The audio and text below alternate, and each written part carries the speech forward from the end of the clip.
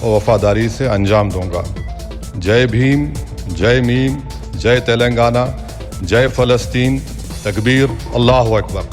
এভাবেই ভারতের সংসদে দাঁড়িয়ে জয় ফিলিস্তিন বলে আওয়াজ তুললেন আসাদুদ্দিন ওয়াইসি। সর্বভারতীয় মজলিস ই ইত্তেহাদুল মুসলিমিনের প্রধান আসাদুদ্দিন ওয়াইসি শপথ গ্রহণ শেষে ফিলিস্তিনের নামে জয়ধ্বনি দিয়েছেন, আর এতেই তোপের মুখে পড়তে হয়েছে তাকে।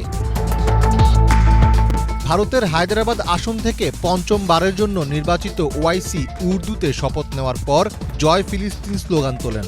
এরপরই বিজেপির এক নেতা দাবি করেন যে বিদেশি রাষ্ট্রের প্রতি আনুগত্য প্রদর্শনের জন্য ওয়াইসিকে লোকসভার সদস্য হিসেবে অযোগ্য ঘোষণা করা যেতে পারে। যদিও শপথ অনুষ্ঠান শেষে ওয়াইসি বলেন, জয় ভীম, জয় মিম, জয় তেলেঙ্গানা, জয় ফিলিস্তিন বলার মধ্যে কোনো ভুল নেই। ওয়াইসি বলেন, অন্য সদস্যরাও নানা কথা বলছেন, এটা কিভাবে ভুল? পারলে সংবিধানের বিধান বলুন। আর এরপরই সংবিধানের বিশ্লেষণ নিয়ে হাজির হন বিজেপির আইটি সেলের প্রধান অমিত মালব্য। সংবিধানের ১০২ অনুচ্ছেদের একটি স্নিপেট পোস্ট করে তিনি বলেন, বর্তমান নিয়ম অনুসারে বিদেশি রাষ্ট্রের প্রতি আনুগত্য প্রদর্শনের জন্য আসাদুদ্দিন ওয়াইসিকে তার লোকসভার সদস্য পদ থেকে অযোগ্য ঘোষণা করা যেতে পারে। টানা পঞ্চম মেয়াদে লোকসভায় নির্বাচিত হয়ে ইতিহাস গড়েছেন অল ইন্ডিয়া মুসলিম ই ইত্তেহাদ উল মুসলিমিন বা মিম দলের প্রধান এবং হায়দ্রাবাদের প্রভাবশালী রাজনীতিক আসাদুদ্দিন ওয়াইসি। অবশ্য ১৯৮৪ সালের পর থেকে দলটি এ আসনে কোনো নির্বাচনে হারেনি।